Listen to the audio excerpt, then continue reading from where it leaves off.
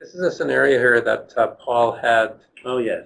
shared with us here a little bit. It's once again, for those that are online, you can make it bigger by full screening it. Let me just say one little thing just before we do this. We're going to only focus on one scenario here, Fernando. We have created a new module, module 4. Okay, great. That in partnership with the Spinal Cord Injury BC. Yes. And the Law Foundation. And and the Law Foundation had recognized that looking at the legal side Yes. of the CISO program. And so Ken Kramer and myself are in close to completing this module, and can't wait to have it out because it kind of goes through a number of these scenarios actually. Perfect. Okay. And it's actually, so I'm going to share one today because we're just running out of time. Yep. But these scenarios kind of go into real live situations that CISO employers have gone through and have faced, and then start looking at some of the legal aspects of this. So some of this will quirk your brain to kind of go want to know a lot more when you read this. But let's go through these points there, Fernando. And you've got a better eyesight than me, so do you mind reading that? Yep, so I'll just abbreviate when possible here. Chris, the person as an employee, Patricia, for 8 years, regularly arrives late, which of course causes a lot of difficulty. She ignores Chris because she's doing things that she feels is more important, and she forgets to do her daily routine tasks. She has a really poor attitude when Chris confronts her and also about improving her performance. Chris has told her verbally on many occasions to arrive on time and to attend to him in a timely manner. But all of these instructions that were put in writing were not followed, basically.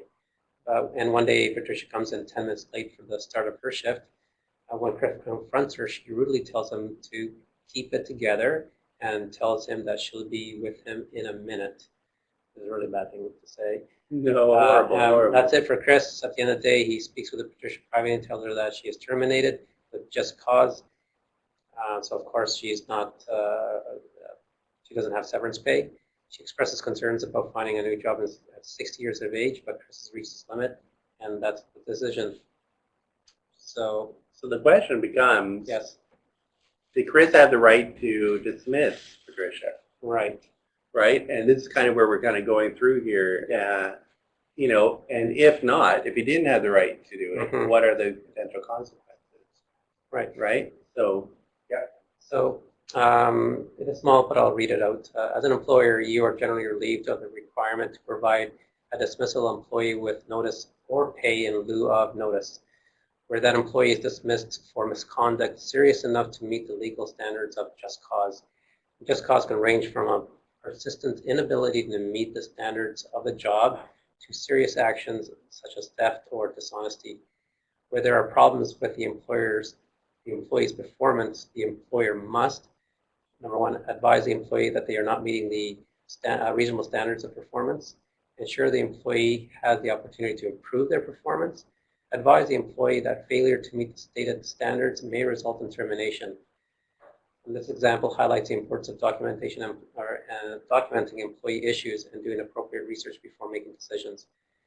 Had Chris followed these steps, he would have provided Patricia with clear guidance on expectations in a way that would increase the chance she would improve her performance. He would also have the documentation he needs to justify decisions about her employment if she did not improve. Given Patricia's age and length of service, the alternative is a lawsuit with a potentially significant judgment in her favor. Yeah, so, really here, the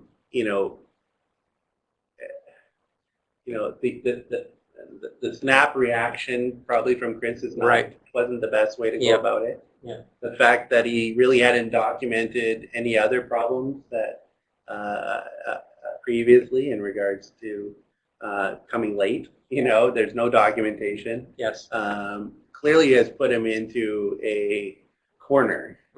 And that what would have been even better for him is at that point of anger was to take a step back and go, let's start the process here, right? Yes, moving to the ones we talked about earlier on. Exactly.